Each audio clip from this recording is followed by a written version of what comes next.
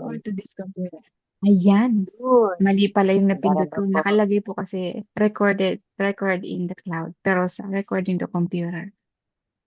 Ayan po, tayo po, bago po tayo magsimula doon sa chapter 7 ng ating pong pag-aaralan po ngayong gabi. Good evening po, Brother Robert, Sister Eileen, Sister Joy, kay Sister Ate Gina, good evening po, at ah, kay Ate Laldi po, Good evening. good evening po. Ang gagawin po natin ngayon, yung chain reading po natin is question and answer portion.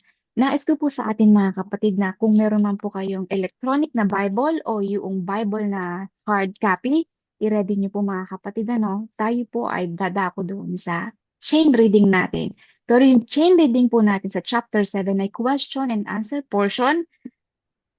Kung sino po yung ready na bumasa doon sa verse na yon, at meron po tayong iha-highlight doon. Tatanungin ko po ang bawat isa sa atin kung ano po yun doon, yung mga keyword doon sa tanong.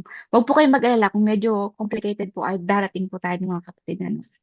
So bago po tayo magsimula doon sa chapter 7, magre-review po muna tayo. Magbabalik tanaw po tayo doon sa chapter 1.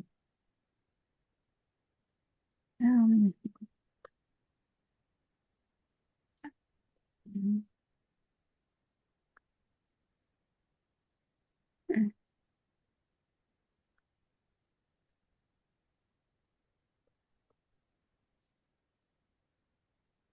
ayan. So chapter 1 po, ang title po nito, ang Diyos at si Daniel sa Babylonia. Yan po yung title. So sa bawat title po natin mga kapatid sa chapter, ating pong napag-alaman na nandyan palagi ang Diyos. Ano ho? Yun po yung talagang center ng ating pong pag-aaral sa Biblia. In general, ano po, pag po tayo nag-aaral ng Bible, kagaya po ng ating lesson po ngayon, ano, yung pag-aaral po na natin ng Biblia. So, ganun din po dun sa ating pong pinag-aaral dito sa Daniel, na nandoon ang Diyos palagi. Ano ho? Kaya ang title po nito, ang Diyos at si Daniel sa Babylonia. Ngayon, ano po yung ating ditong napag-aralan noong kapanahonan po ni Daniel, ayan. So hindi ko na po dito mga kapatid nilagay yung date, ano ho. Doon po sa group natin, meron po doong summary, narrative summary po ng Daniel 1, Daniel 2, Daniel 3, Daniel 4 at Daniel 5. Doon po doon sa detailed po na date, accurate date po ng mga nangyari po, no, yung mga events patungkol po dito sa mga kaganapan po dito sa Daniel. So, ito po yung ating napag-aralan sa Daniel 1. Mabilis lang po ito na summary mga kapatid. Ano? So, napag-aralan po natin ang katauhan ni Daniel. Ano ho? Siya po ay pinanganak 622 BC, before Christ. Yun po. Yung ating pong dating, again, ito po ay pababa. Ano po? Kasi tinutukoy po natin dito ay yung before Christ. Kapag po yung date before Christ, ano ho, pababa po yung taon. Kasi habang yung approaching na yung taon na nalalapit na po yung pagdating ni Kristo nang siya po ay isinilang dito, yung dates po ay pababa. Ano po. So opposite po ito doon sa AD, nung time na po na si Jesus ay nilikha na napanganak na po yun sa mundo. Ano. So katauhan po ni Daniel, anti pong nagpag-alaman na kung sino ba talaga si Daniel sa chapter 1 na yan. So siya po, yung background po niya, isa siya sa mga royal na dugo doon sa o royal family doon sa seed po ni David. So napag-alaman po natin dito na yung historical, geographical background po ng lugar ng Palestine. Palestine po dati mga kapatid, ano yung alam po natin na Israel ngayon. Palestine po yan dati. Ancient Palestine. So nahati po ito sa dalawang kingdom. Yung Israel kingdom at yung kingdom po ni Judah. Nahati po yan. Ano. So alam natin sa Kings, First Kings and Second Kings na yung kaharian ng Israel, ito po yung 10 tribo. Ano, sa Samaria, later on ito po ay naging Samaria.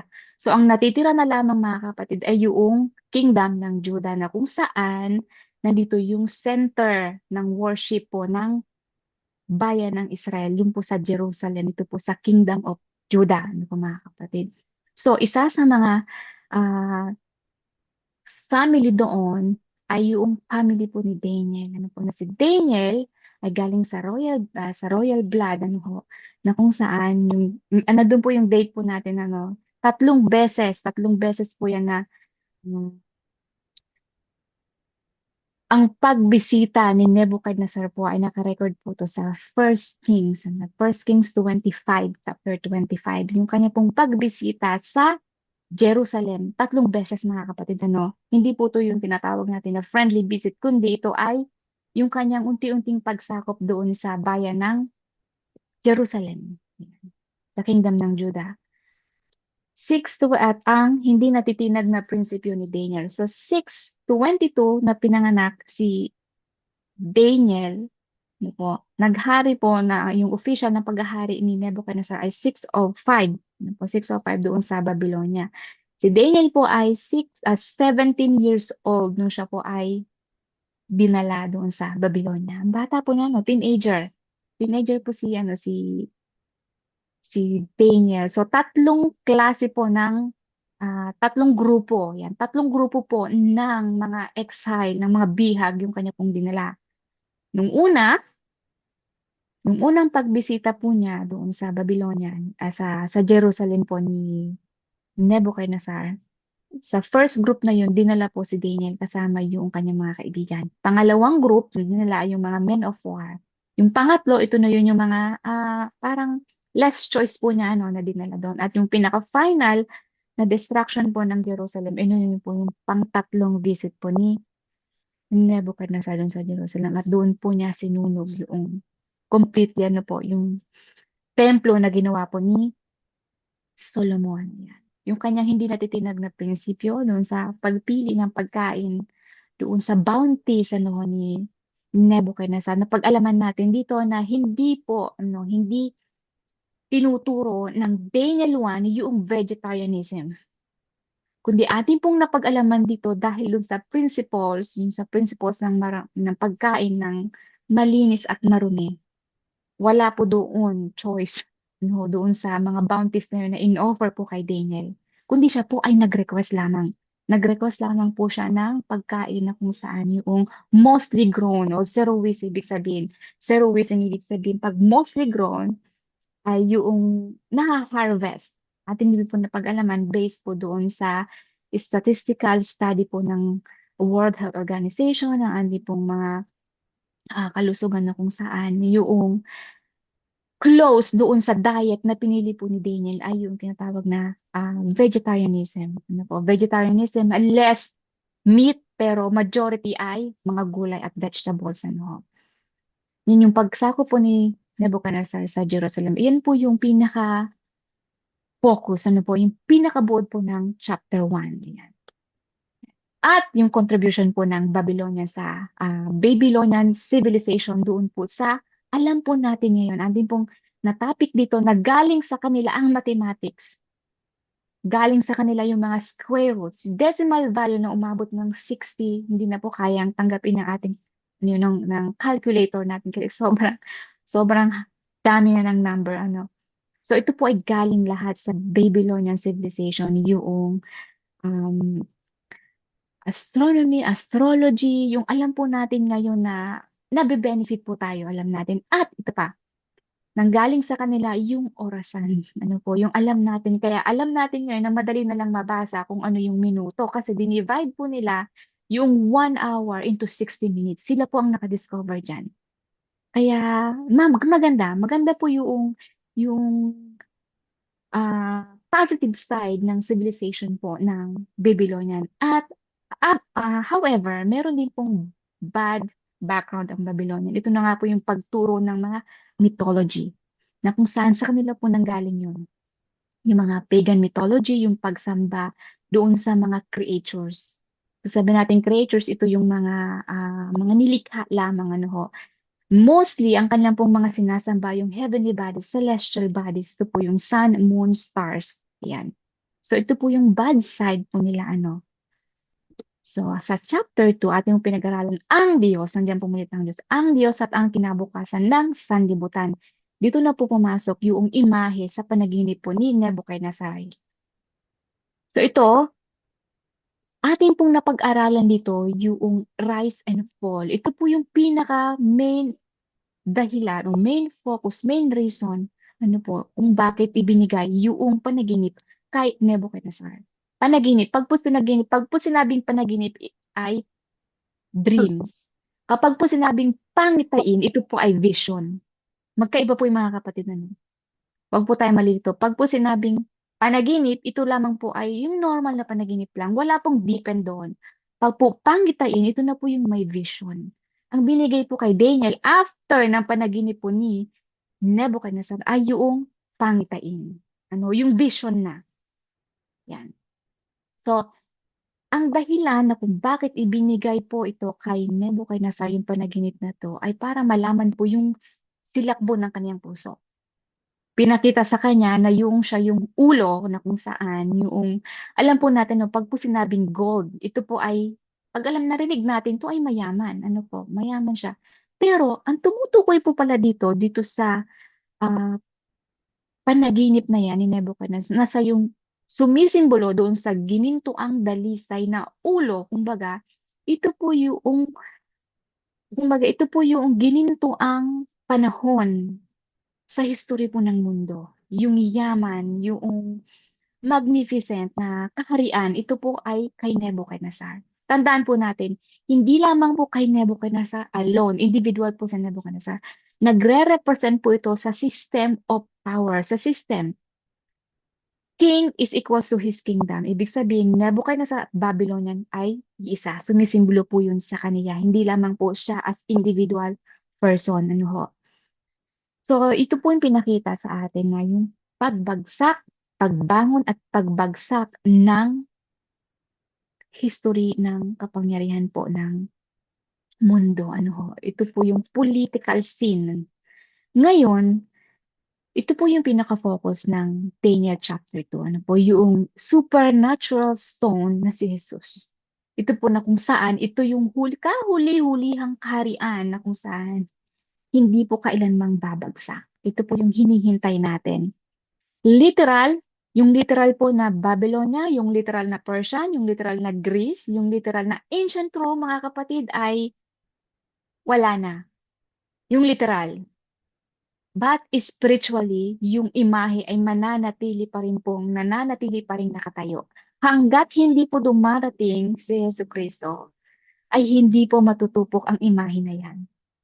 Atin po napag-alaman na kung saan, perhaps ano po, most probably, pinili ng Panginoon na i-represent yung political scene, rise and fall ng history ng kapangyarihan po ng mundo sa pamamagitan ng imahe dahil po mga kapatid, sa kadahilan ng every morning, bawat umaga, ano po, ang mga Babylonian, sila po ay nagpapatira pa doon sa imahe at inahalikan po nila yung lupa. Nagre-represent po yun ng kanilang reverence doon po sa kanilang mga Diyos-Diyosan. Ano. So malamang ito po yung pinili ng Panginoon na way, best way, na yung kanilang sinasamba ay matutupok yun. Yung kanilang imahe na yun na kanilang sinasamba ay senseless, walang kabuluhan. Ano ho? So, spiritually, nandyan pa rin po yung power, yung spiritual na oppression doon sa mga bayan ng Diyos ay nandito pa rin mga kapatid. Kaya mananatili pa rin nandyan yung imahe. No? Yan. Hinuhope po natin na pagdating ni Kristo ay itatatag niya yung tinatawag natin na Kingdom of Glory. Napag-alaman mo natin na yung pagdating po ni Kristo, itinatag po niya yung Kingdom of Grace na kung saan ipiprepare yung puso at isipan po natin kapag po tinanggap natin si Jesus.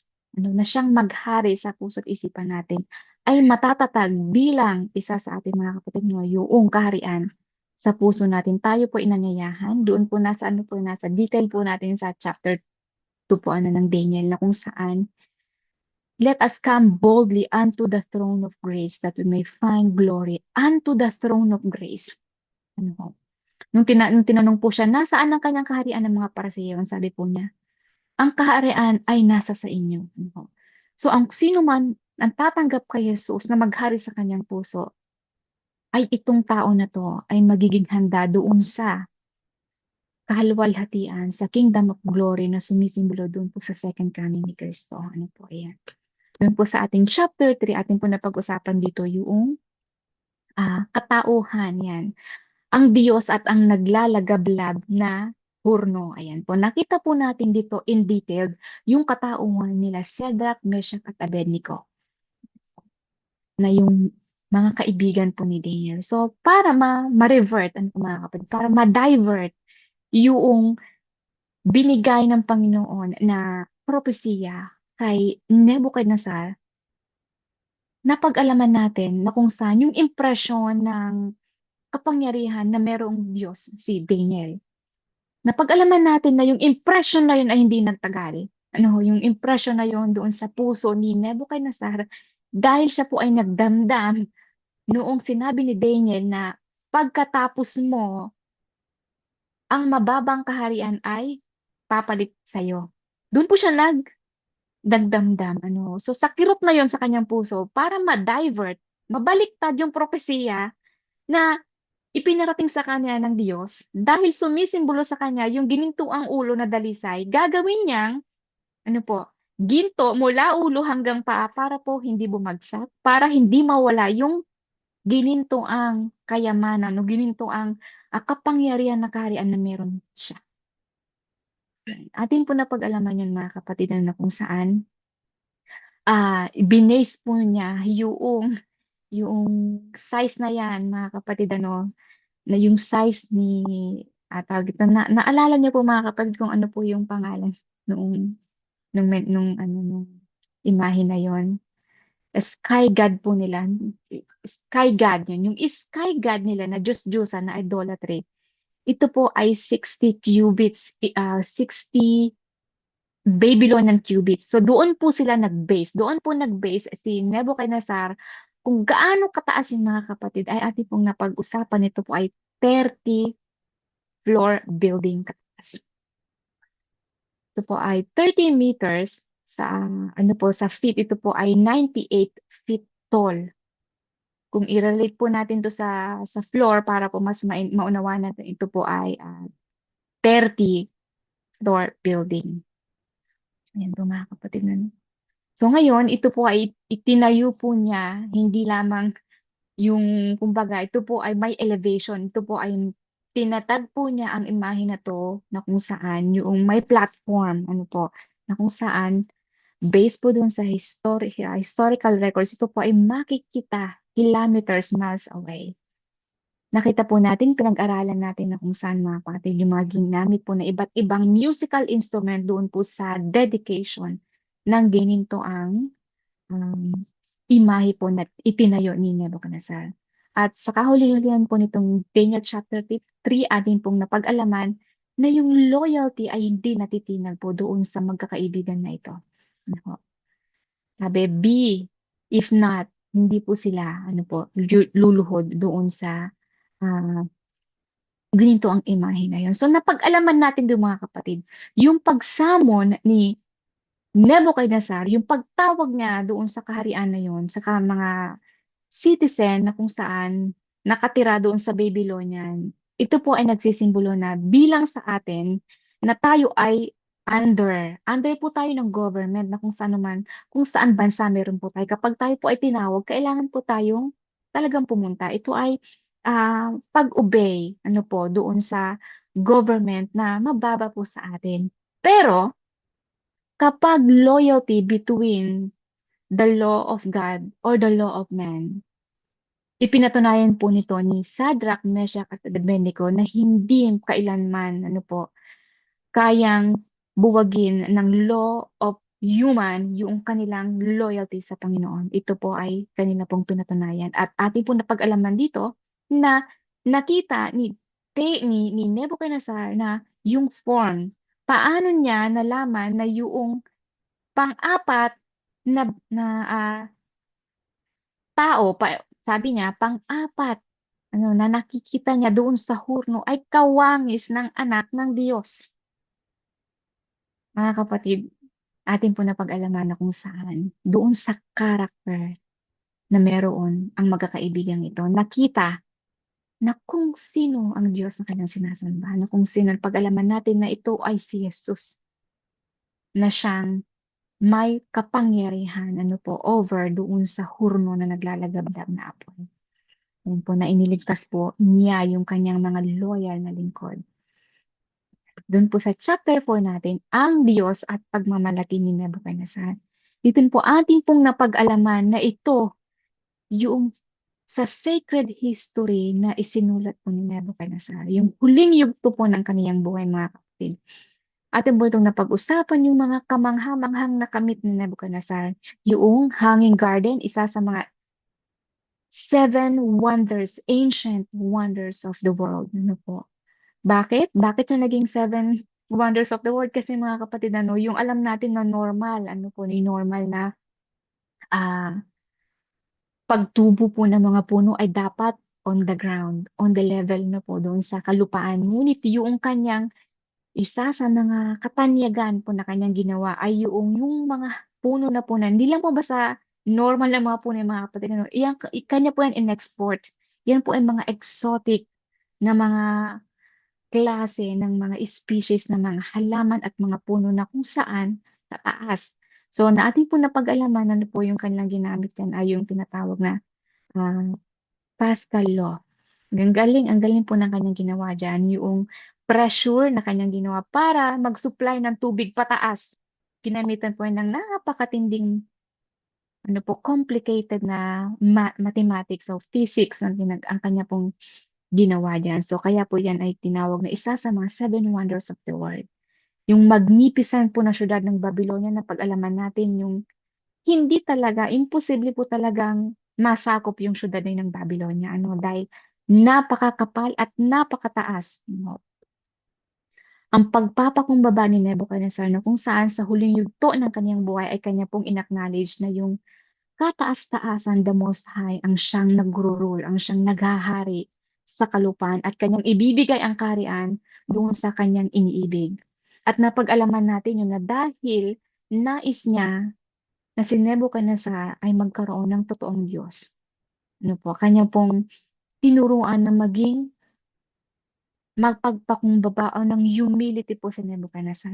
So, napag-alaman din po natin dito na, ayan, na inilathala o ginawa itong proclamation ni Nebuchadnezzar yung chapter 4 dahil siya po ang author ng Daniel chapter 4 si Nebuchadnezzar. At siya po ay pumanaw at the age of 83.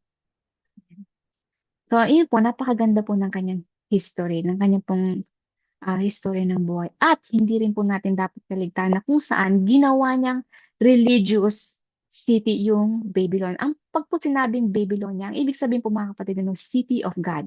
Ginawa po niyang napaka-religyoso yung um, city ng Babylon na 900 plus na street temples, 53 temples, at yung pinaka-magnificent na temple sa east, yung tinatawag na Etene Mamki, na principal na templo ni Marduk. Yung Marduk, si Marduk po, ito yung kanilang deity na center ng kanilang Diyos-Diyosan. So, napag-alaman ng Diyos, nalalaman niya yung puso. Alam po natin sa Nebuchadnezzar ay tyranny. Siya po ay brutal. Kagaya nga po sa isa na nabanggit ko, yung isa sa mga anak ni Sedekaya. King Sedekaya ay pinatay po sa harap ni Haring Sedekaya na sa kanyang mga mata, pinatay ni Nebuchadnezzar yung kanyang mga anak. So gayon, nakikita ng Panginoon yung puso niya para itama yung kanyang pagka-religious doon sa pagsamba sa tunay na Diyos. So nakita po natin na yung influence ni Daniel doon sa buhay ni Nebuchadnezzar ay natugunan po ah, ng kagandahan na kung saan ay yung prayer. Alam po natin mga kapatid, yung mga close sa buhay natin. Alam po natin na si Daniel ay naitatag bilang isang government consultant. Pangalawa kay Nebuchadnezzar doon sa hari ng Babylon. Siya po ay in charge doon sa internal at external na affairs po ng city ng Babylonia. Kaya ganun siya ka-close kay Nebuchadnezzar. Gayon na lamang kaya kung sabi niya, "O ikaw hari, ikaw ay magpakumbaba, ikaw ay ah, i-acknowledge niya ang Diyos at yung panalangin niya sa kaibigan niya na si Nebuchadnezzar ay nadinig na kung saan siya po ay tawag ito, siya po ay nag-anyong hayop. Ibig sabihin mga kapatid, yung tinatawag na boanthropy ng mga psychiatrist. hindi talaga siya literal na talagang nag-anyong hayop. Mga kapatid, ang napag-alaman natin dito, sabihin natin, isang buwan tayo hindi magkukuko, isang buwan tayo na hindi maggugupit, o sabihin natin isang taon sa ating pong mga kalalakihan, mga kapatid.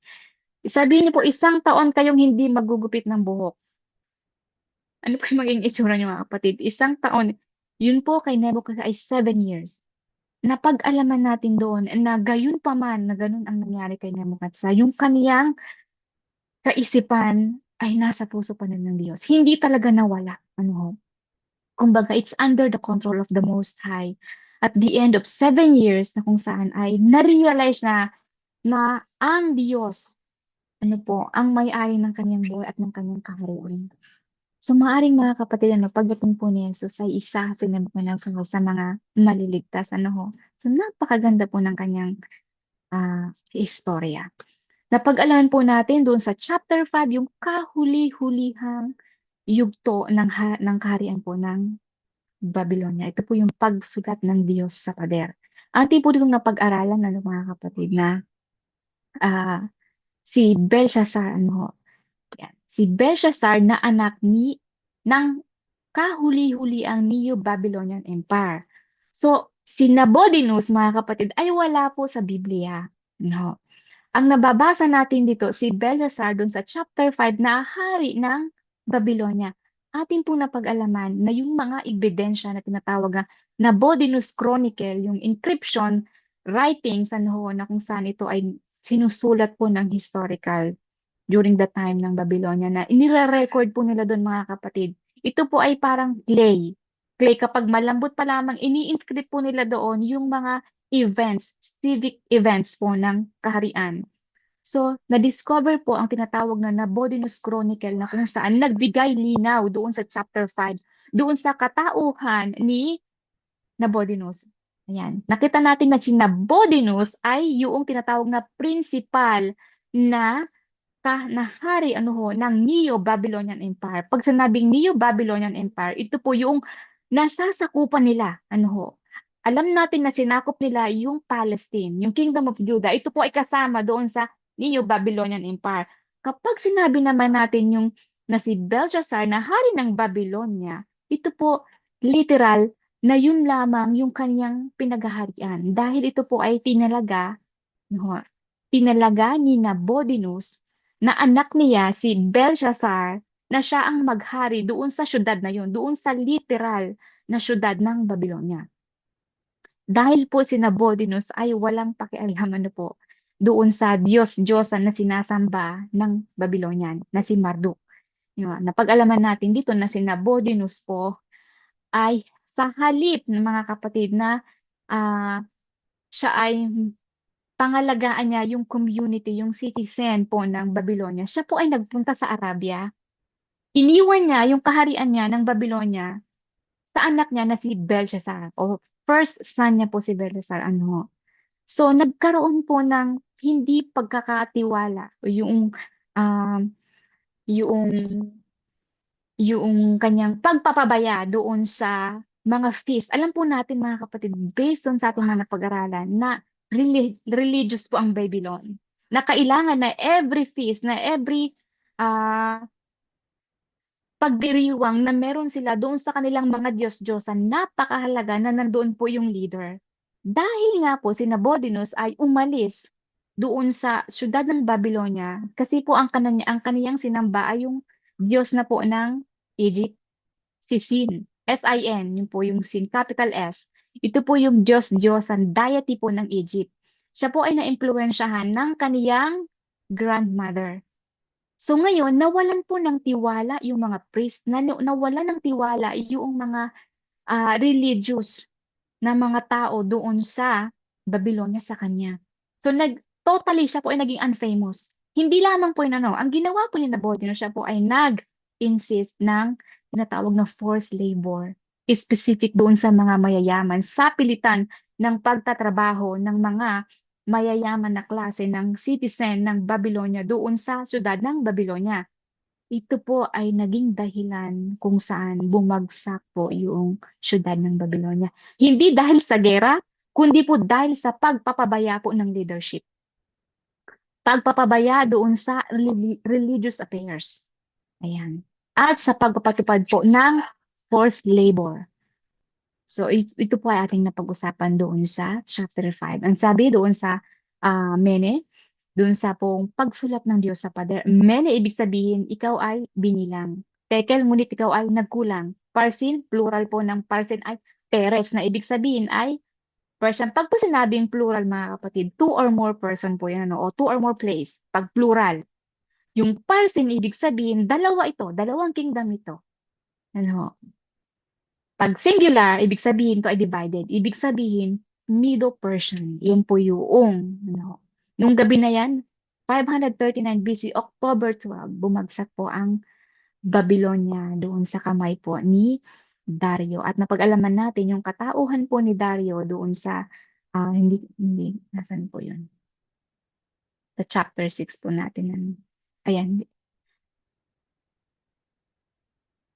ayan. At pinakahuli-hulihan po natin mga kapatid ay yung chapter 6. Ayan po natin dito.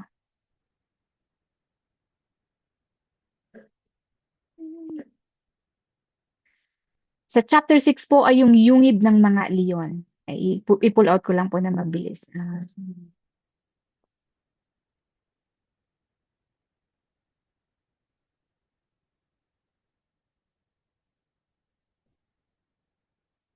Ayan.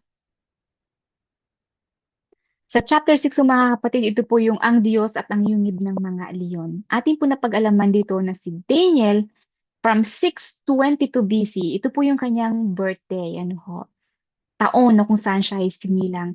Noong mangyari ang Diyos at ang yungib ng leon, ito po ay 539 BC. Nakalculate po natin na siya po ay 83 years old nung nangyari po ah, ang chapter 6, ano, napag-alaman po natin dito na kung saan yung katauhan na kung sino ba si Darius the Mede.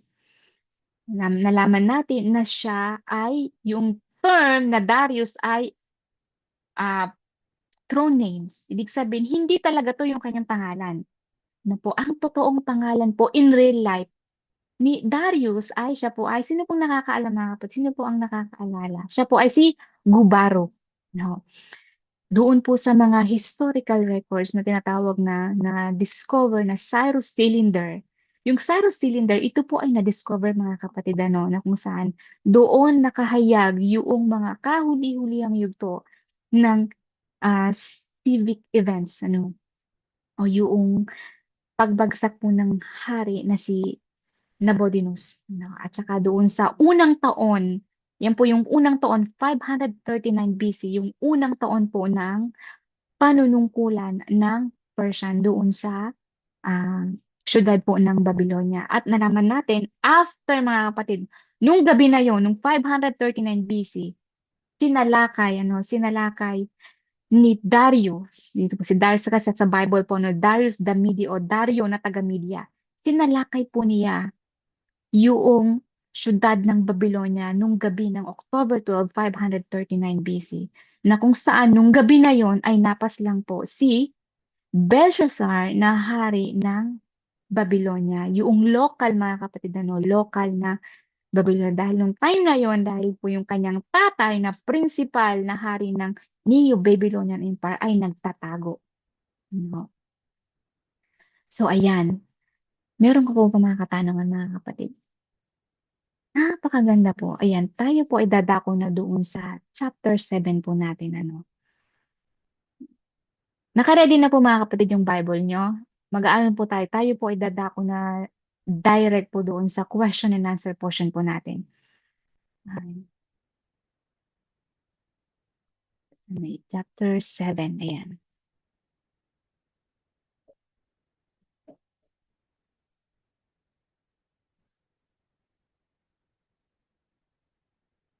Dadako na po tayo sa chapter 7. May mga question pa po kayo mga kapatid doon sa Daniel chapter 1 to 6 po natin.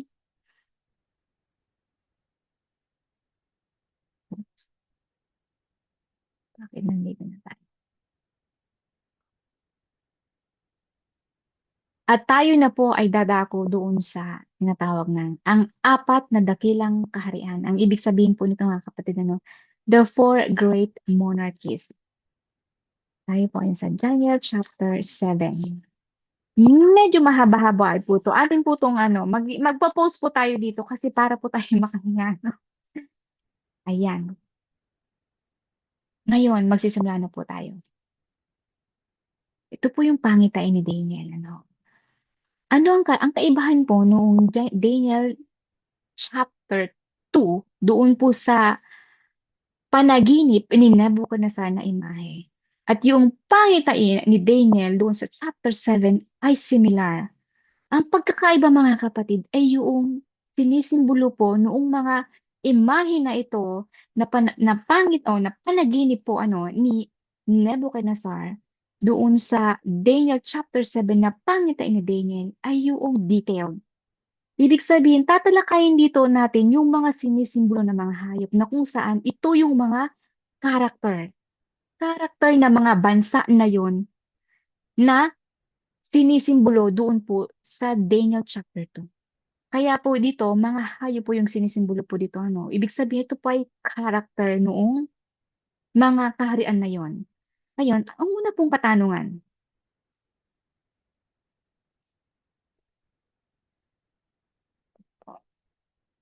sa anong kapanahunan na ang pangalawang pangitain ay inihayag kay Daniel? Daniel chapter 7 verse 1. Sino po ang gustong bumasa mga kapatid? Ano ito pong ibig sabihin sa Tagalog? Anong taon? Ano po? O anong kapanahunan? Masyadong malalim Anong taon po ang pangalawang pangitain na inihayag kay Daniel? Yan po ay mababasa sa Daniel chapter 7 verse 1. Sino po mga kapatid yung ready po magbasa? Sige, ako ready ako. Opo. Okay. Daniel chapter 7 verse 1, ang sabi, "Nang unang taon ni Belshazzar na hari sa Babylonia, ay nagtaglay si Daniel ng isang panaginip at mga pangitain ng kanyang ulo sa kanyang bihigaan. Nang magkagayoy kanyang isinulat ang panaginip at isinaysay ang kabuuan ng mga bagay." Ayan, thank you po Ate Gina. Ano po yung keyword doon na ating napansin? Sa anong kapanahunan ang keyword po ay ng unang taon ni Belshazzar. Yun po yung keyword. Kung nakikita niyo po sa screen, highlighted po. Hinighlight ko po dyan. Ito po, dyan po tayo magpo-focus sa highlight na yan. So, ibig sabihin, anong taon ito? Yan. Ito po, balikan po natin itong sinabody na doon po sa chapter 5. Napag-alaman po natin yan, based po sa review natin kanina lamang. Si Nabonidus, yung tatay ni Belshazzar, malinaw po yun. Siya po ay nagsimula maluklok 556 BC. Nagtagal po ito ng 539 BC. Ito na po yung bumagsak na yung Babylonia. Ngayon, ang tanong dito, anong date official? Ano yung unang taon na ito ni Belshazzar? Na kanyang ipinagkatiwala na maghari doon sa Babylonia, yung kanyang anak, nung siya ay umalis doon sa Babylonia patungo doon sa tema ng Arabia. Ito po ay 553 BC o 553 BC. Ito po yung official ng unang taon ng kingship, yung pagtatalaga ni Nabonidus sa anak niya na si Belshazzar doon sa syudad ng Babylonia. Yan po yung unang taon. Tatandaan po natin yan. Yan po yung kanyang unang taon. Ito po ay 553 BC. Yan. Ngayon, ano ang naging epekto sa katauhan ni Daniel ang pangitain? Ang kasagutan po ay sa Daniel, ano po yung pagkatapos po niya makita itong prophetic vision na to, ano po yung naging epekto sa kanya? Siya ba ay naging malusog? Siya ba ay naging maayos yung kanyang katayuan, yung kanyang kalusugan? Sino po ang ready pong magbasa? Yan po ay mababasa sa Daniel 7:15. Basahin ko siya, Faustin. Opo. 7 verse 15. Tungkol sa aking si Daniel, ang aking kalooban ay namanglaw sa loob ng aking katawan at binagabag ako ng mga pangitain ng aking ulo. Ayan, thank you po. Thank you po, Ate Lovely. Ano ang nangyari sa kanya? Ito po yung keyword dyan. Ang aking kalooban ay namanglaw.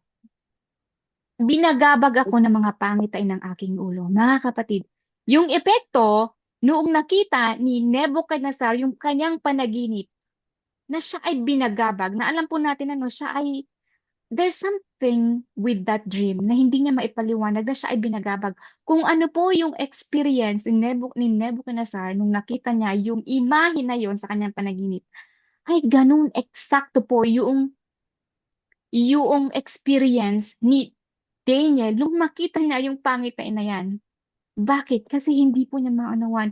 Hindi po niya alam. Alam po natin na si Daniel ay pinagkalooban ng Diyos ng mga pangitain na kung saan siya, ito po yung kanyang expertise.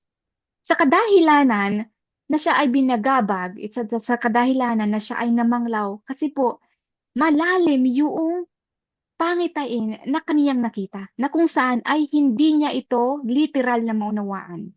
Na kahit siya ay expert doon sa pagpapaanino po ng mga pangitain. Iyon po yung dahilan Hindi po niya malaman kung ano. Hindi niya alam yung ibig sabihin.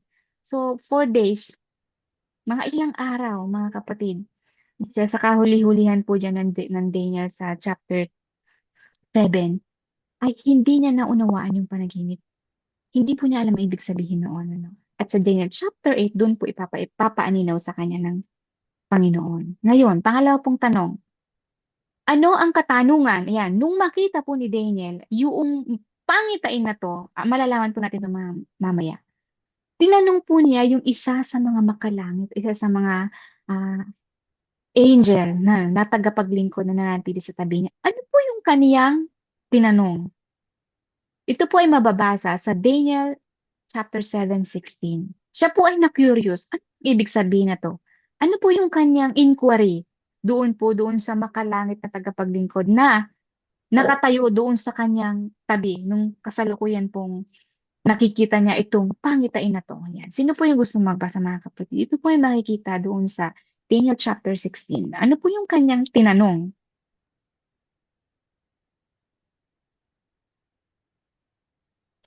Ako'y lumapit sa isa sa kanila na nakatayo at itinanong ko sa kanya ang katotohanan tungkol sa lahat na ito.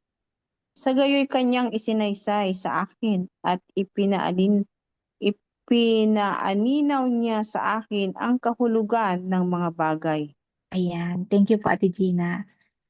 Tinanong niya, ano yung kanyang pong tinanong? Specific, mga kapatid, Tinanong niya yung katotohanan. Ano ba yung katotohanan doon sa pangitain na kanyang nakita? Ito po yung napakahalaga, So, nais niyang malaman yung behind, doon sa pangitain na yon, kung ano yung meron doon, Specific po yung kanyang ano yung totoo doon. Direct to the point po yung kanyang, yung kanyang tinanong. Ngayon, ano ang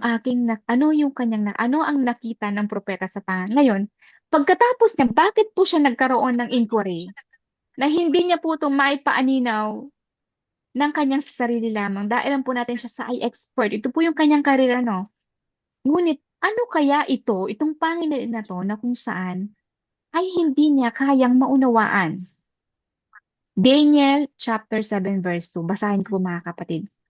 Si Daniel ay nagsalita at nagsabi, ito po'y kanya nakita, may nakita ako sa aking pangitain sa kinagabihan. At narito ang 4 na hangin ng langit ay nagsisiihip sa malaking dagat. Ang nakita po niya, hangin. Alam po natin, mga kapatid, na yung hangin ay hindi po natin nakikita ang hangin, Nararamdaman, literal, hindi po talaga natin nakikita ang hangin. Ang sabi nito, kaniya pong nakita ang hangin. Mga kapatid, we are dealing with idiom. Hindi po natin ite-take, lagi po natin i-remind. Sa pag-aaral po natin ng Daniel 7, ito po ay idiomatic expression. Ibig sabihin, ito po ay may meaning. Yung mababasa po natin na dito mga salita ay hindi po to yung kanyang meaning. Meron po itong symbolical, ano ho. Ito po yung kanyang nakita, ano. Apat na hangin ay nagsisikip ng malakas sa dagat. Ano kaya itong mga hangin na ito? Atin po yung tatalakayin. Ngayon, ano ang naging resulta? Bago po natin talakayin yan, atin po itong babasahin. Ngayon, ano yung naging resulta ng tunggaliang yaon? Daniel 7:3. Babalikan po natin yung hangin na yan maya-maya po. Ngayon, ang apat, sabi Daniel 7, chapter 7 pa rin po tayo, verse 3. Ito po yung nakita niya Tre. na, brother, ready po ikaw? Sige po, 3. Sige. Lumitaw mula sa dagat ang apat na malalaking hayop. Bawat isa ay hindi magkakapareho. At nagsiahon mula sa dagat. Ayan, thank you po. Mm. Ang nakita niya ay apat na hayop na Malaki. nagsiahon na galing doon sa dagat na naging resulta ng apat na naging lumabas doon sa tunggalian. Atin po nang tatalakayin kung ano ang kahulugan ng mga sinisimbolo ng mga hayop na to. Ayan. Ano ang kumakatawan sa apat na hayop? Basahin po natin ang nag-jump yata ako, parang napabilis po ako. Ayan. Una, hangin. Pangalawa, dagat at mga hayop. Ito po yung ating tatalakayin. Ano?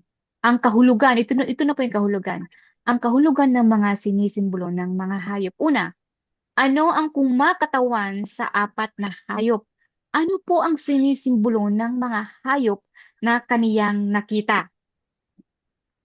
Daniel chapter 7 verse 17. Verse 17 po, sino po yung gusto pong magbasa? Yung apat na hayop po muna ang ating pong tatalakayin. Ano yung sinisimbolo nila? Okay. 17. Ang mga dakilang hayop na ito na apat ay apat na hari na nagbabangon sa lupa. Okay. Ayan. Magbabangon sa lupa. Magbabangon sa lupa. Thank you po, Ate Gina. Ano po? Mga kapatid, ito na po. The Bible itself explain what those symbolical words are. Mga kapatid, ano? Na yung nakita niya na apat na hayop ay napag-alaman natin ito sa verse 17 Hari. na yung apat na yan ay apat na hari na babangon sa lupa. Mm. Okay? Ini-interpret po ng Bible yung kanyang sariling salita. Yung Bible, yung word yun, the Bible interpret itself. Ano? Sinusuportahan po ito ng mga historical records po noong mga dates na yan. So, yun, alam natin ano ang mga apat na hayop na ito. So, mga kapatid, ang salitang hari, malinaw po yan, ayun ay tumutukoy sa kaharian. Doon sa kanilang tinatayo o yung mga nire-represent na lang, halimbawa po, nire-represent niya yung Babylonia. Maliwanag po yun, na ang ikapito ng hari at kaharian ay iisa lamang. So ngayon, ipasa natin yan. Ito na po. Sa simbolikong wika, sa symbolic words, ano ang naglalarawan sa hangin? Ito po ay mababasa sa, ayan, natin. Ayan. Ito po ay makikita sa, wait naman po. Ito po ay makikita sa Jeremiah 27 at 25 verses 31 to 33. 49 to 36. Basahin po natin mga kapatid dito para malino po ito sa atin. Jeremiah, ano? Ang Jeremiah po. Jeremiah nandyan po sa kung nakita niyo po brother sa mga ito. Jeremiah chapter 25. Ito po ay verses 31 to 33. Nakita po kasi niya yung hangin doon sa Basahin ko, pantaimyon. Kalsat. Opo. Ang ingay ay darating hanggang sa wakas ng lupa, sapagkat ang Panginoon ay may pakikipagpunyagi sa mga bansa. Siya'y papasok sa paghatol sa lahat ng tao. Tungkol sa masasama ay kanyang ibibigay sila sa tabak, sabi ng Panginoon. Hanggang 33. 32. Opo. Ganito ang sabi ng Panginoon ng mga hukbo. Narito, kasamaan ay mangyayari sa bansa at bansa at malakas na bagyo ay ibabangon mula sa kahuli-hulihang bahagi ng lupa. 33. At ang mapapatay ng Panginoon sa araw na yaoy magiging mula sa isang dulo ng lupa hanggang sa kabilang dulo ng lupa.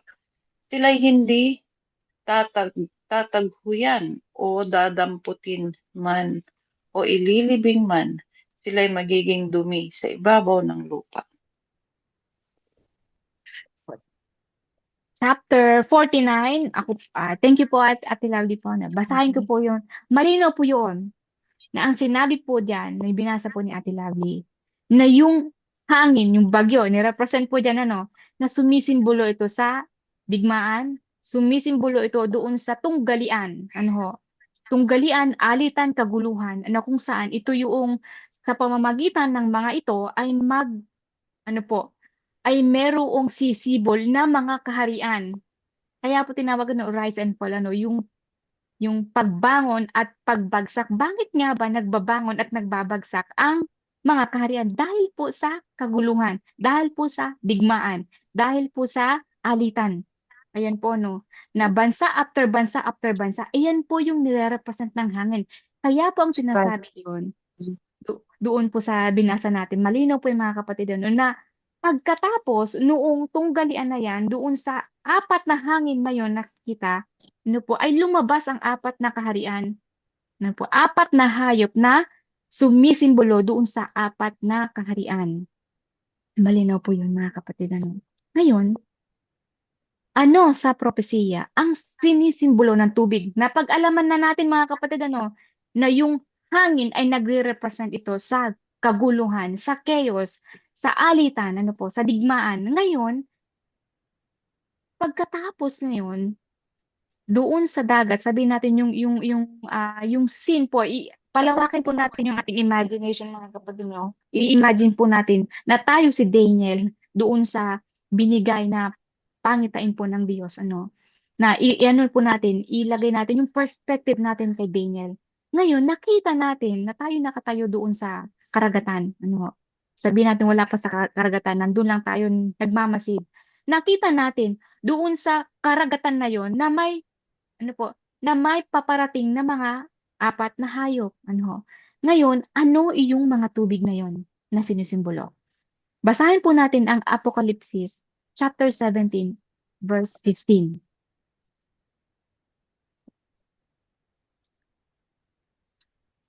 Natin. Chapter 17. 17:15 po. 17:15. Ito sabi, Opo. at sinabi niya sa akin, ang tubig na iyong nakita na kinauupuan ng patutot ay mga bayan at mga karamihan at mga bansa at ang mga wika. Ayan. Thank you po Ate Gina. Malinaw yan mga kapatid. Ito po, highlighted po yan, yung binasa. Ang sinisimbolo ng tubig ay ang bayan, karamihan, mga ibig sabihin, ito yung syudad. Ito yung ito kung saan, ito yung sentro ng, sabihin nating, ano po yan, at sa Israel po, ano po yung pinakamataong lugar dyan mga kapatid? Ano pong lugar? Sa Tel Aviv po. Yan, kung saan yung pinakamataong lugar, yun po yung pinaka bottom line doon. Yung pinaka ano po dito na syudad ay sa New York. Isa syudad po ng, ano yun, New York. Kalimutan ko na. Sa New York Times yata yun. Something, nakalimutan ko na. Pero doon po sa New York, nakarating kami doon. Napakadaming tao, napakadami. Ito lamang ang tumutukoy dito, balikan natin ito mga kapatid, doon sa pangitay na nakita ni Daniel. Ayan, balik po tayo doon. Tayo po ay nakatayo. Nagmamasid tayo. Doon sa nakita natin, pagkatapos umihip ng hangin, ayan, nakita natin na lumabas itong mga hari na to, itong mga kaharian na to, itong mga hayop na to mga kapatid. Hindi po ako nag-course mga kapatid, ito po yung mga animal, mga halimaw, sabihin natin.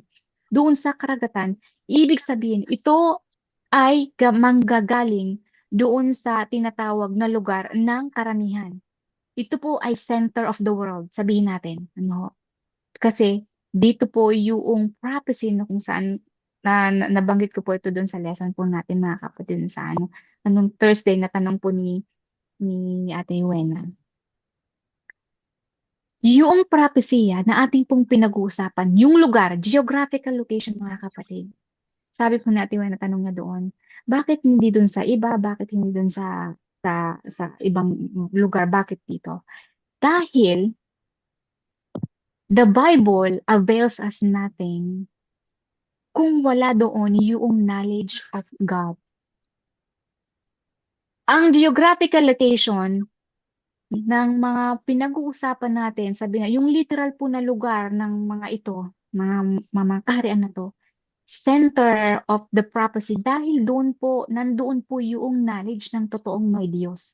Na kung saan nandoon po yung karamihan, masabi natin majority of the people na merong kaalaman sa tunay na Diyos. Kaya dito po yung center. Ngayon, iano po natin, sabihin natin na yung prophecy ay wala doon yung knowledge of God. Wala doon yung totoong gospel, wala doon yung mga kaalaman ng Diyos, ng totoong may Diyos. Wala po yun, wala pong saysay. Ibig sabihin mga kapatid, yung pinanggalingan ng mga hayop na ito doon sa panaginip ni pangitain po ni Daniel, nandoon po yung majority ng mga tao ng bayan ng Diyos, ay doon mismo. Nandoon sila sa lugar na yun, na kaya doon yung pagbangon at pagbagsak ng mga kaharian, ng mga bansa. Yan. So malino po yung mga kapatid, Ngayon, ang gaya ng, pagkatapos na niyang nakita, sinamaris na niya, nakita na niya ito, isa-isa, sabi natin, ngayon, isa-isa po yung kanyang nakita. Ang unang kanyang nakita, ano ang gaya ng unang hayop? Daniel chapter 7 verse 4. Sino po mga kapatid? Balikan po natin yung ating Daniel. Yung unang hayop na na lumitaw doon sa tubig. Ano daw po yung itsura? Daniel Yes, 7 verse 4. O, sige. 7 check. verse 4 po. Sige, Mars, basahin. Sige, ikaw na nagbe-base pa ako. Papasok ko. Okay. Ang una ay gaya ng leon at may mga pakpak ng agila. Aking minasdan hanggang sa mga pakpak niyao'y nahugot at ito'y nataas mula sa lupa at pinatayo sa dalawang paa na gaya ng isang tao. Ang puso ng tao ang nagbigay sa kanya. Ayan. Thank you po, Ate Gina. Ate Jo, tanungin ko po kayo. Ano yung nai-imagine mo habang inaano natin to binabasa? Nakikita niyo po yung ano po natin, yung picture diyan po sa ating PowerPoint. Ayan.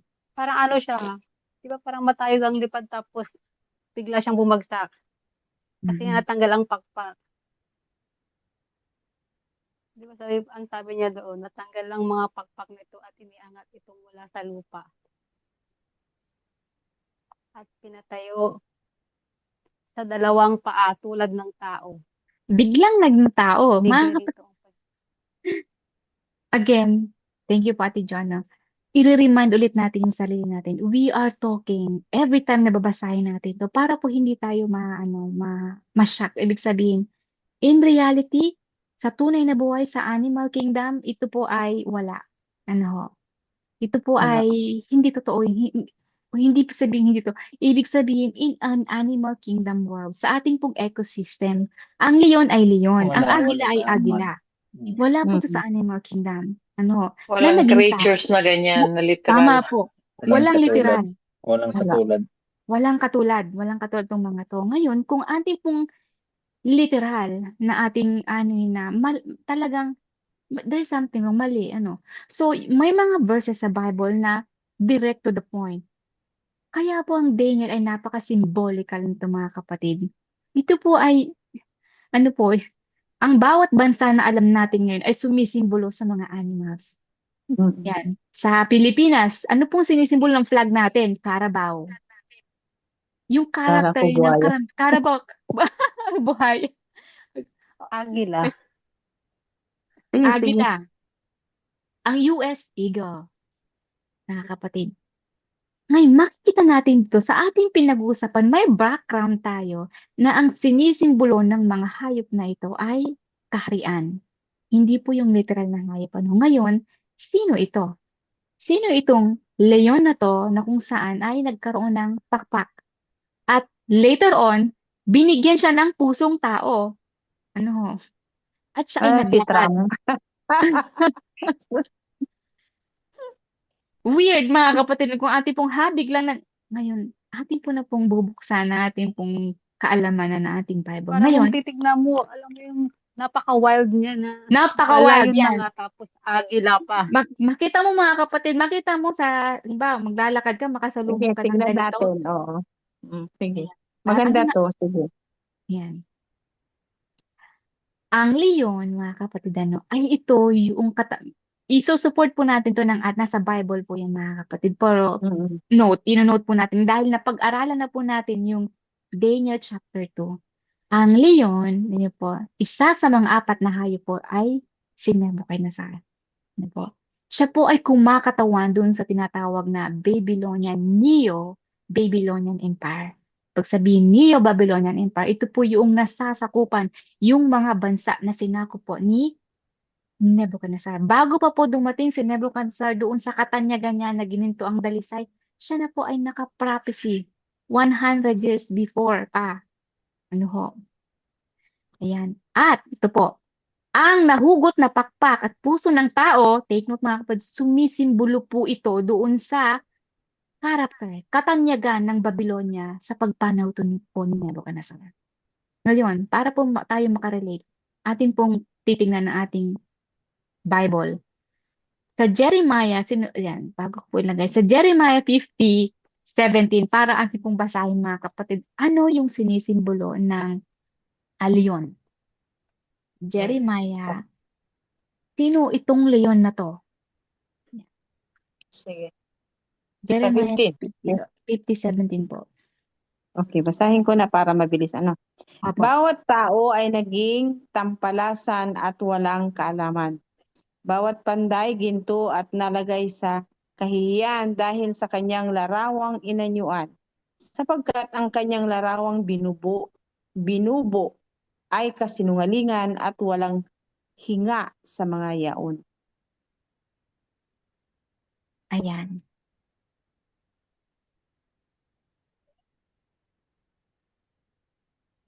Ayan po, Ate Gina, yan po yung binasa niyo po. Sa Jeremiah Wait lang. 50:17 po. Parang iba. Ito, 17. Ang Israel ay parang nakalat sa tupa. Ganun ba? Opo, 17. yan. Apo. Ang Israel ay parang nakalat sa tupa, itinaboy siya ng mga leon. Ang unang sumakmal sa kanya ay ang hari sa Assyria at si Nabucodonosor na hari sa Babylonia ay isang huling bumali ng kanyang mga puto. Yun. Ayan, mga kapatid, malinaw. Tinukoy po dito, thank you po Ate Gina, tinukoy po dito yung hari ng Assyria at ng hari ng Babylonia. Bago pa po si Nebuchadnezzar, ay yung hari po ng Assyria muna. Ngayon, saan nang galing ang hari ng Assyria? Ang hari po ng Assyria ay nasasakupan po ito ng Neo-Babylonian Empire. Kasama po itong syudad na ito doon sa nasasakupan ni Nebuchadnezzar. So, again, yung mga syudad na kabilang doon sa hindi lamang po yung Babylonia. Ano ho? Kasi yung meron pong syudad talaga na literal na Babylonia, pero yung Neo-Babylonian Empire, kasama doon yung bansang Assyria. Malinaw po na tinutukoy ito. Sila po ay sumisimbolo sa leon. Nang una, mga kapatid, unang sumakmal. Ano po? Ibig sabihin, yung unang naghari doon sa, doon sa bayan ng Diyos. Ano po, ng mga bayan ng Yuda. Ayan. Sa Habakkuk 1:6-8. Basahin po natin. Ano pong tinatakay dito? Binanggitin po diyan ang leon. Habakuk. Maliit lamang po yung aklat na Habakuk eh. Habakkuk chapter 1.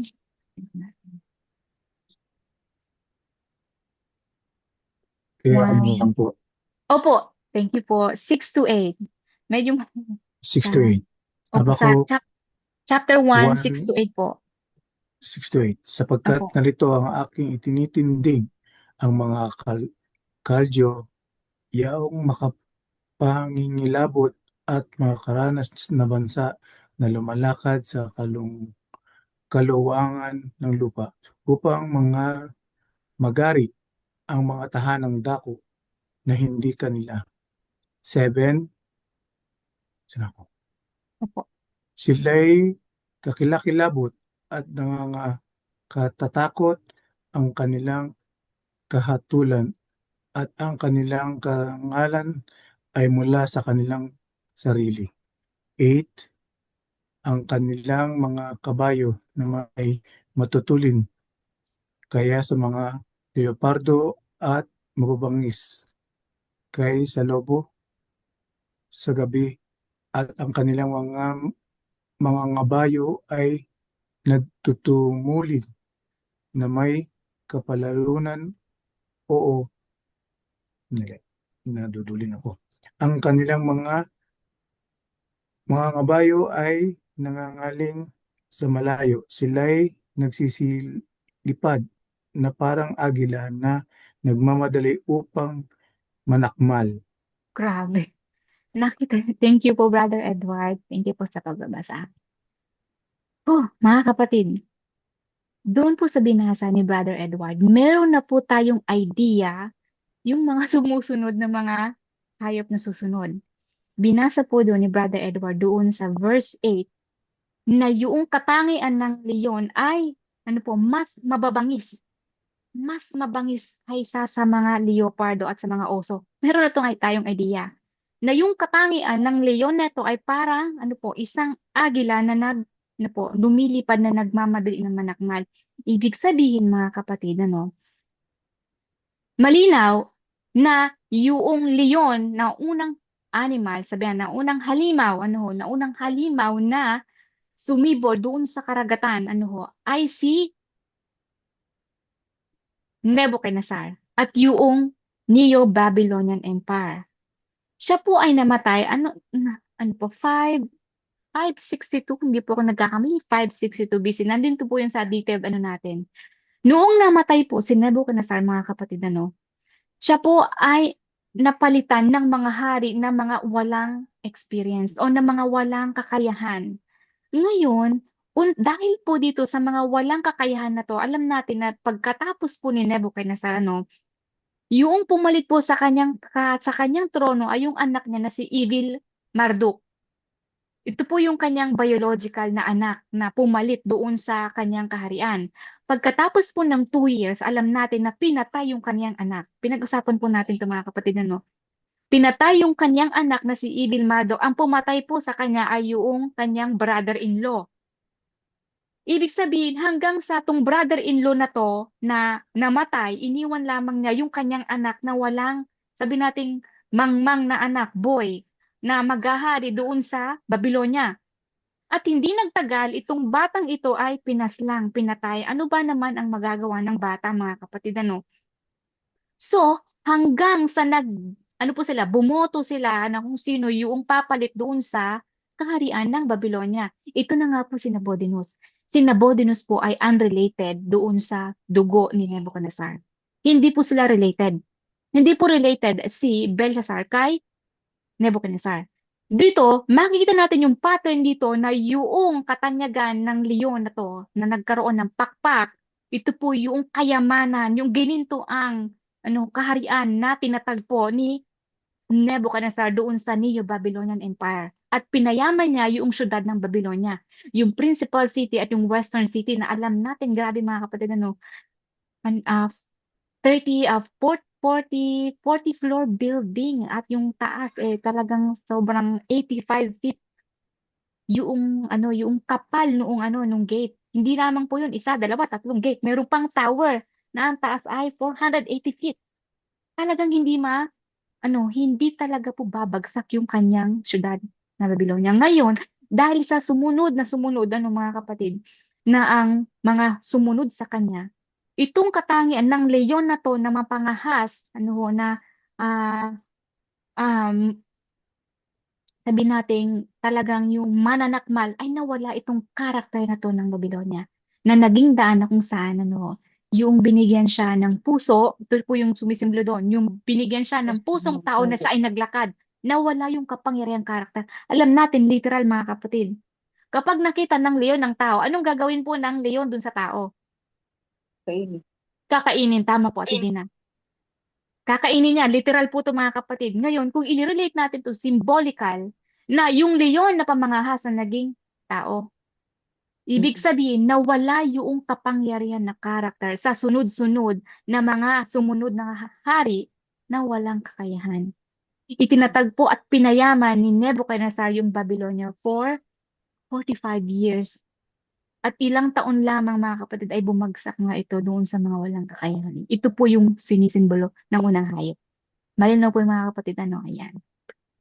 Nakita po natin yung pattern dito na yung nakita natin unti-unti simula doon sa imahe na gininto ang dalisay ay meron na po siyang character. Ano yung character niya? Nalaman natin ito pala yung character ng Babylonia. Siya pala ay sumisimbolo sa leon na may pakpak na agila. Ganon siya kabilis, ganon siya kabangis, yung kanyang pagyaman, yung kanyang binintuan na po, na kaharian. Ayan. Pangalawa, ayan po. Ganda. Ate na po yan. Sa pamamagitan Accurate. naman ng ikalawang ano po yung uling, yung sumisimbolo doon sa pangalawang kaharian. Ayan. Pagkatapos ng Babylonia, sino itong halimaw na ito na sumisimbolo doon sa pangitain po ni Daniel? Sino po ang willing magbasa mga kapatid sa Daniel chapter 7 verse 5 po?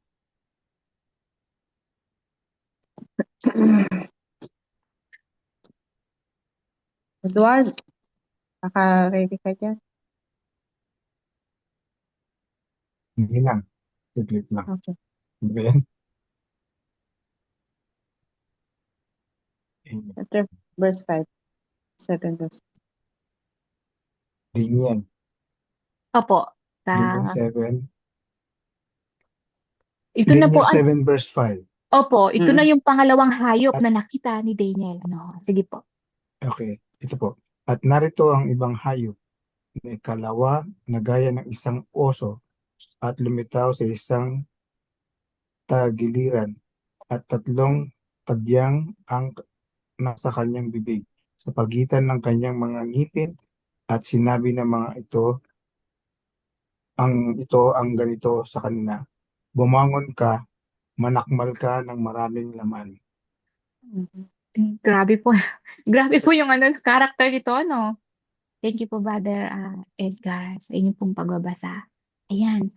Ang ikalawang kaharian, pagkatapos makita ni Daniel, yung unang hayop, yung leon na may pakpak, dalawang pakpak na agila, may sumunod. Binasa po ni Brother Edgar ay oso. Nakita niyo po yan sa picture po sa PowerPoint po natin. Ganito ang kanya nakita. Isang oso na yung tagiliran niya ay mataas. Ite-take po natin ito kasi ang pinaka-detail po nito ay sa chapter 8. Ngunit huwag po natin itong kakaligtaan. Malinaw po ito, isa-isahin natin. Yung isang tagiliran ng oso na to ay mataas at yung kanyang isang tagiliran ay mababa. Sabihin natin siya, parang may osteoporosis. Ano po mga kapatid? Yung kanyang kabilang tagiliran. Yung likod niya, sabihin natin. Ngayon, kahit ganun po itong katangian ng pangalawang halimaw na ito, siya po ay may tatlong tadyang na may kagat-kagat. Tatlo. Kasi nakikita niyo po yan. Tatlo po yung tadyang. Tingnan natin ito ay ribs, buto. At sinabihan siya na manakmal pa ng madami. Ano ang sinisimbolo ng halimaw na ito na nakita ni Daniel doon po sa kanyang pangitain? Yan. At narito ay ito na, yan na po yun. Babasahin po natin po sa sa Kawikaan. Sa Kawikaan ano yung katangian po na tinutukoy po, na tinuturo ng Biblia, ang katangian ng isang oso, dun po sa Kawikaan, chapter 28, verse 15. Basahin po natin. Okay, 28 verse 15. Proverbs Kawikaan, ano? Opo, Kawikaan po. Chapter 28 verse 15. Sige, para makakalimutan natin. 28 verse 15. Ang sabi po dito ay, kung paano ang umuungal na leon. Kung paano ang umuungal na leon at ang gutom na uso, gayon ang masamang pinuno sa maralitang bayan. Oh. Hmm. Ayan. Masamang, at tingnan po natin yung kindordo, no? Masamang pinuno doon sa maralatang bayan. Ngayon, sino itong binasa po na tumutukoy doon sa, sumisimbolo doon sa binasa po ni Brother Edgar at po ni Sister Gina po natin, Gina? According po dito sa commentary ni Adam on Daniel chapter 5, ito po ay kumakatawan doon sa Medes at Persian. Nabasa po ni Ate Gina, ngayon lamang po na ito ay sumisimbolo doon sa masamang pinuno at sa maralitang bayan. Ngayon, alam po natin, doon po sa pinag-aralan natin kay Cyrus, si Cyrus the Great, maganda po yung kaniyang plataforma. In fact, mga kapatid, siya po, napag-aralan po natin ito mga kapatid, na siya po ay nagbigay ng Bill of Rights for the very first time sa history po ng mundo nung time na yon, nung time po ng ating pinag-uusapan. Na dahil yung kinuha lahat ng mga nasasakupan ni Nebuchadnezzar, yung bawat bayan, kinukuha niya po mga kapatid yung mga bihag. Dinadala niya doon sa Babylonia. Ngunit alam natin na yung mga bihag na ito ay hindi lamang basta bihag, kundi ito po ay mga piling bihag. At hindi lamang po yung mga piling bihag, kundi dinadala din niya yung mga Diyos nila. Kaya po kinuha ni Nebuchadnezzar yung mga ginintoang utensils doon po sa templo ng Jerusalem. Kasi ang alam niya na ito ay mga Diyos, Diyos ng gold, ng mga ng bayan po ng Juda. Kaya dinadala niya noon. Ngayon, ating po na pag-aralan na si Cyrus the Great ay napakabuti. Mabuti siya.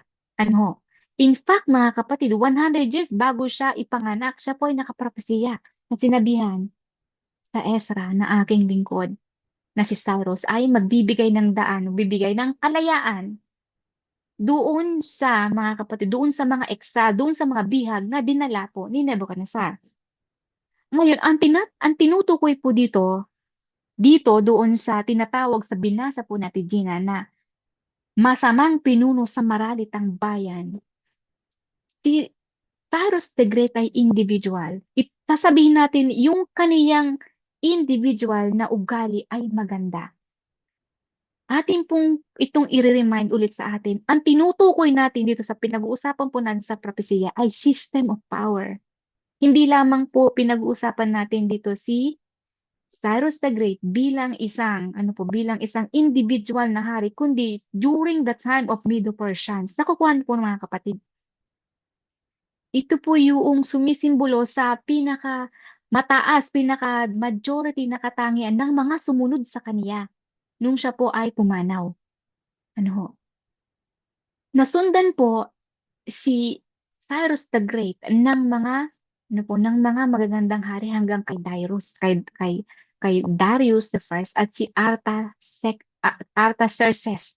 Yung kanila pong detailed ay doon po sa ating chapter 9 na kung saan itong dalawang hari na ito mga kapatid ay tinirato po nila ng maayos yung bayan ng Diyos during this time ng mga Diyos na nagbigay po ito ng daan na kung saan sila ay palabasin, sila ay bumalik doon sa bayan nila at majority. Pagkatapos nila mga kapatid sila po ay nasundan ng mga hari na sobrang malulupit. Kalupitan.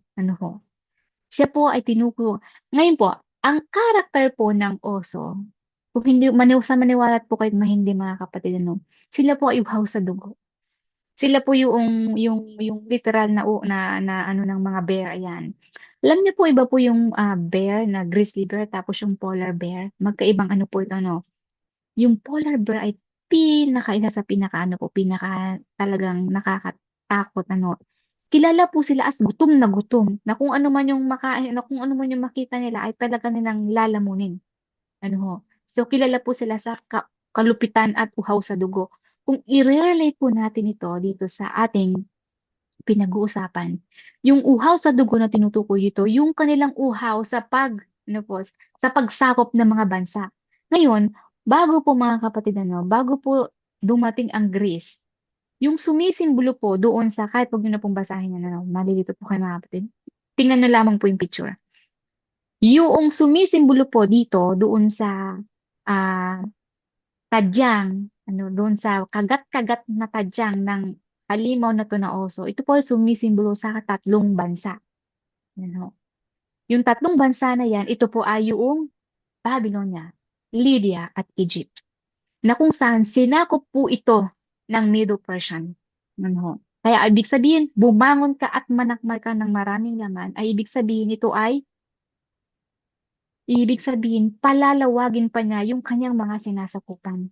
Hindi Mhm. po to yung literal po na siya ay manakmal ng tao. Ano po, yung kaharian, yung mga bansa, ito po tumutukoy doon. Again, bago po ito mga kapatid, bago po niya mangyari ito, sinako po niya ang Babylonia, alam natin yan. Hindi lamang po yung baby noon, mga kapatid, Tandaan natin, merong literal na Babylonia. Yung literal na Babylonia, yung syudad ng Babylonia ay nasa gitna ng dalawang river. Ito po yun yung Tigris at River. Yung Neo-Babylonian Empire na sinakop niya, hindi lang yung syudad, kundi yung ang karamihan. Kundi yung nasasakupan po ng Neo-Babylonian Empire. Idinagdag din niya yung bansa ng Lydia sa taas at yung baba sa Egypt. Yan po yung tumutukoy doon, na sinakop ng Medo-Persian Empire. Na siya ay uhaw doon sa pagsasakop po ng maraming bansa. Yan po ibig sabihin noon. Yan. Yan po ay ang reference po natin doon sa prophecies ng Daniel at Revelation po sa page 108. Yung pong tadyang niya na mataas at yung isa mababa, sabi natin, relate natin siya na mayroong osteoporosis. Ito po ay detail po natin ito doon po sa next chapter. Doon sa chapter 8 niya. Ang chapter 7 po natin mga kapatid, ito po ay dalawang lingwa po natin ito pag-uusapan. Ayan. Ngayon, malinaw po yun. Una, i-review natin yung nakita niya, leon. Ano po? Na may pakpak na agila, ito po ay si Nebuchadnezzar. Yung kanya pong kaharian at yung kaharian ng Medo-Persian. Ayan. Balikan po natin bago po tayo bumalik dito. Yung si Cyrus the Great, mga kapatid, hindi lahat alam natin. Ang sasama naman ng mga hari na to, hindi po mga kapatid, nakita natin na may contribution ng bawat isa doon sa sibilisasyon na meron tayo ngayon. Ano po yun? Na sumunod, pagkatapos na magkaroon ng Bill of Rights doon sa bansa na ipinatupad po ni Cyrus the Great, mga kapatid, ito po yung mga bansa na may sumunod doon sa kanyang halimbawa. In fact, mga kapatid, yung media ay isa po ito sa mga bansa doon sa Middle East. Na yung Persia, isa din po magkahiwalay na bansa ito. Ngayon, hindi niya sinakop yung bansang Media. Itinrato po ito ni Cyrus the Great bilang kanyang mga alis instead na gawin niyang subordinate. Ganon siya kabait, mga kapatid. Equal. Kaya nalaman natin doon sa last week sa chapter 6 na kung saan binigay niya yung kaharian kay Dario. Kay Dario ng taga-Media na siya yung mamahala doon. Na willing siyang mag-share ng kanyang yung kanyang mga kaharian doon sa deserving. Ganun po siya kabait. Again, yun po yung kanyang individual, yung individual na character. Ang tinutukoy dito na individual na mga hayop, nirepresent ng mga hayop, ay sa system of power ng bansang ito. Mga kapatid, alam natin na si Nebuchadnezzar na kahit siya ay napakasama, mahal siya ng Diyos. Sabi, kanyang inirebuke ang kanyang mga iniibig. Ganun kamahal ng Diyos po si Nebuchadnezzar. Kaya po siya ay binigyan ng chance na magbago. Ano ho? So, again, itinatrato po tayo ng Panginoon doon individually. But when it comes to the system of power, ang tinutukoy natin is specifically sa prophecy na ito ay system of power. Hindi po tayo nagtuturo. Ano? Mga kapatid, ayan. Malinaw po yun. Ngayon, dadako na po tayo sa pang-tatlo. Ayan. Ngayon, sa pamamagitan naman ng anong power, yung sinisimbolo ng pangatlo, pangatlong halimaw na umahon doon sa dagat. Ayan. Ito po nababasa natin sa Daniel chapter 7 verse 6. Sino po mga kapatid? Hindi mabasa. Mabaliso ba ako? Sorry po mga kapatid. Meron mo pa yung mga katanungan? Baka po gabi na mga kapatid. Anong oras na po sa inyo? Pwede po natin itong ipagpatuloy sa Quarter to 11. Quarter to 11. Oo, kabsat kasi hindi maano Oo rin. nga po. Siguro, 10:40. siguro po mag-stop 10:40 na na. tayo dito mga kapatid. Kasi Oo. talaga pong mahaba ito. Ngayon, i-stop po natin ito dito. At huwag ko kayo mawawalan Para next time. marami Para tayong tutunan. marami po tayo kasi gabi na rin po sa inyo. Kasi sa akin dito ay tanghaling tapat. Ikakat po natin dito mga kapatid. Babalik po kayo next time. Sa next Sunday. Maganda po itong ating pinag-uusapan na, no? Huwag naman po tayo magpuyat ng sobrang gabi na. Saka, oo. Tama. Ayan. So mga kapatid, meron po ba kayong mga katanungan? Ano po yung inyong mga, siguro po magbigay po tayo ng 10 minutes bago po tayo official na mag-closing. Grabe po yung ating, Ganda, ano? Nakakaano. Na, Ang ganda. marami na akong nakalimutan. Jimmy. Ngayon Ang nare-remind ako. ganda na. Yeah. Sa tanong po mga kapatid, nangyayari na po ba ngayon yan?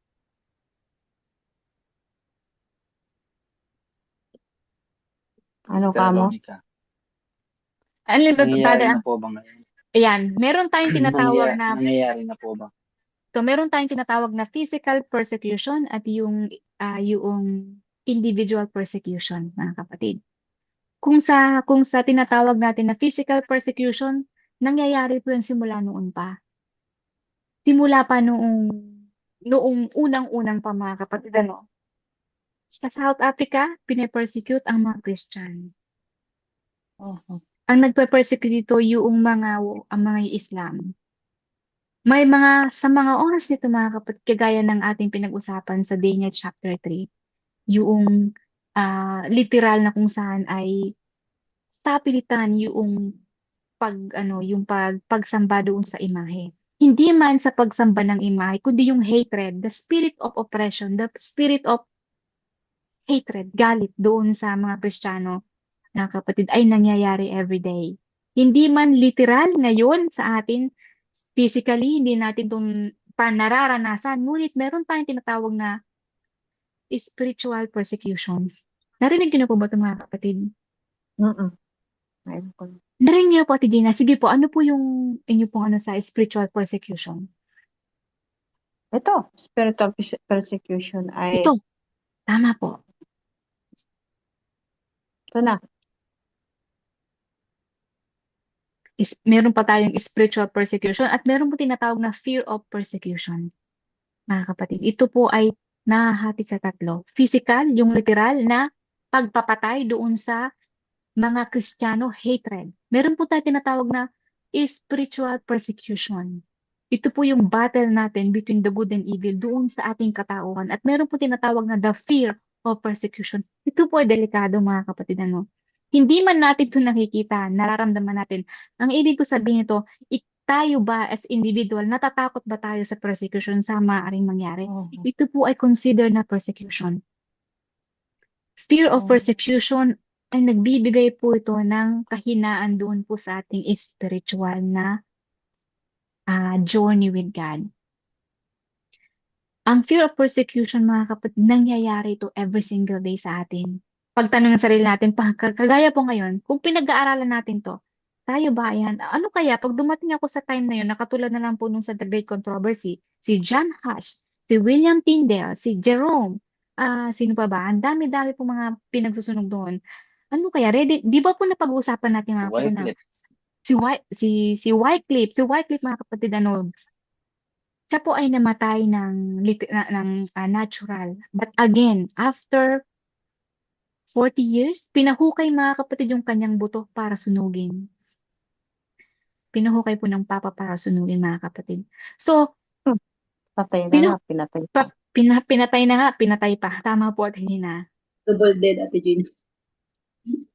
Ayan, tama po kayo at Ate Eileen. Pagbaluktot sa katotohanan, sa kutusan at sa iyan, isa to, yan. Patuloy sa panlilinlang at pressure sa laban sa pananampalataya. Ito po yung spiritual persecution ng kapatid na hindi maganda itong mga to doon sa journey natin when it comes to spiritual relationship with our God. Yung persecution, lahat po ng takot natin, pasabi po ng Panginoon sa John 4:7, kung saan hindi tayo binigyan ng Diyos ng spirit of fear, but a spirit of power and a sound mind and a love. Ayan. So, mga kapatid, marinaw po yun, na sa ating po mga pinag-uusapan na to, na hindi man natin pa nalalaman, hindi man pa natin to, wala pa man tayo dun sa tinatawag na physical torture. Ngunit everyday tayo nakakaranas ng persecution, struggles po ng ating buhay. Alam niyo, yung nakaka-inspire sa Daniel, kung pag-aralan natin mga kapatid. Very accurate po. Ang time, ang history, di ba? Tingnan niyo yung itong nasa bis na tayo, nakikita natin kung anong paralism doon sa, ito ay paralism sa Daniel to, Alam niyo, napakaganda ang Daniel. Kaya,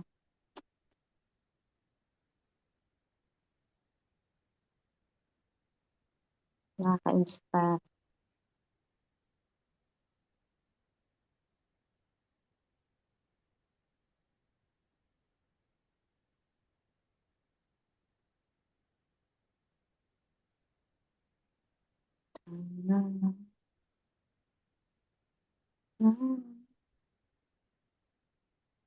Nakamute ka, Lolita. Sorry po, nakamute ako, thank you po. Katulad po ng sinabi ni Ate Eileen po, mayroong pag-asa tayo sa Daniel chapter 7, 26-27. Ito po yung ating part 3. Part 3 po ito ng ating chapter 7, yung kagandahan, yung kahatulan ng Diyos na malapit na. Mga kapatid.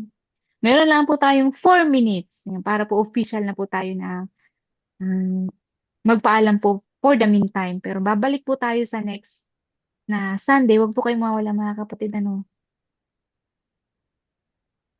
Yan, mga kapatid, maraming salamat. Once a week lang naman ito, So, mag-stay po tayo sa ating pag-aaral, At maliliwanagan po tayo kung gaano kabuti ang Panginoon. Yung lahat ay i-reveal niya. Sabi nga, the Bible interpret itself. So, wala po tayong kaduda-duda, hindi po tayo kumukuha ng ibang interpretasyon sa ibang Bible, kundi kinukuhanan po sa Bible. natin yung tawag ito, yung historical record na isa presentation po natin, ilalagay ko doon yung mga ebidensya, yung mga cuneiform, yung mga literal po na ebidensya na hukay mismo doon sa site ng Babylonia. Ayan. So kaya po mga kapatid, sorry po kung inaano po kayo sa mga Biblia, para po talagang buksan natin yung Bible. Naka-type po siya, sabi ko, yun po talaga natin, bubuksan natin kasi nandito po lahat yung interpretation po ng ating pong pinag-aaralan. Po. Ayan, sabi po ni Ate Eileen, fear of persecution, ito nga yung takot na pagtawanan, i-reject, ihiwalay sa pananampalataya, pangamba, mawalan ng kaibigan, seguridad, pagpakaala at hindi yan, mga pressure na tumalikod sa Diyos. Yan, everyday po ito. Na sana mga kapatid ay everyday natin sa Panginoon na tanggalin ng Diyos na bigyan tayo ng espiritu ng pagmamahal, espiritu ng sound mind, power, na malabanan natin itong mga fear of persecution, spiritual persecution na ating pong kinakaharap araw-araw. Ayan mga kapatid. So, sino po mga kapatid ang willing pong mag-close po ng ating program ngayon sa gabing ito? Sino mag-pray mo?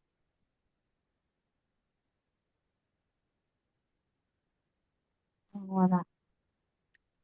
Ayan. Sige Sige na. po. Ako na lang po mag-pray. I-ano ko lang po, i-general prayer Pwede ko po. na lang po, ma'am. Pwede din ako. Sige, okay, Sister Aaron.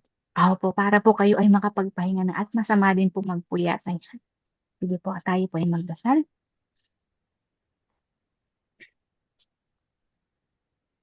The great God in heaven, once again, we come in the name of Jesus. We are grateful for so many learnings that you had for us today. Once again, as we close this program, that we have discussed about the symbolic prophecy of Daniel chapter 7 written by your servant Daniel, we are humbly asking that all of these learnings, all of these prophecies, help us all, Lord, to live with you every day. Clear our hearts and our minds for the fear of everything, for the fear of persecution, and help us have a victory over the spiritual persecutions that we're struggling every single day. In the most special way, I am humbly asking for your presence from my sister and brethren here in this Zoom meeting as they lay down to sleep.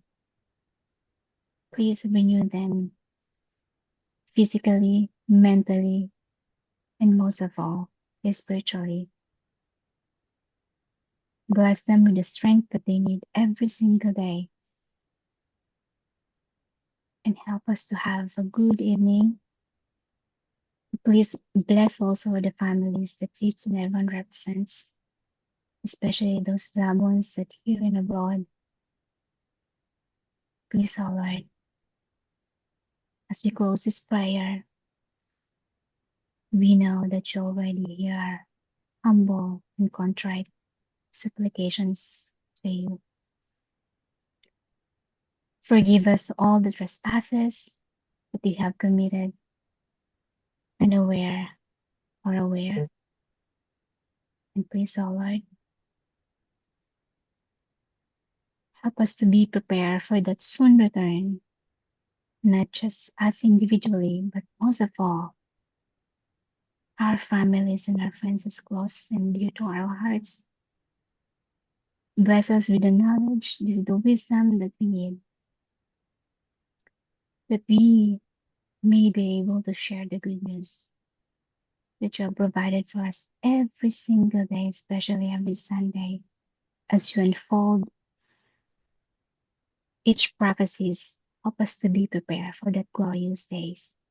Please bless us now. For this we pray. In the powerful name of Jesus, we pray. Amen. Ayan. Sige po, ma'am. Amen. Yes. Salamat. Good night, mga kapatid. See you sa Sunday Good again. night. See you Good po. night, Thank you, Ramsan. Sister Veronica. Thank you, Ate Good Jean. night. I-close ko Ate na Good po. Eileen. night po sa inyong Good night lahat. po. Maraming Good salamat. night, brother. See you next week. Sa linggo ulit. Linggot po ulit. Huwag po kayo mawawala. Sige po. 1, 2, 3 Balitaan mo po. si Sister Ann. Baka gusto niyang makijoin kabsat. Sige po. Bye. Sige po. Bye, Andy ko na po. Opo. 1, 2, 3, 4 po. Bye-bye.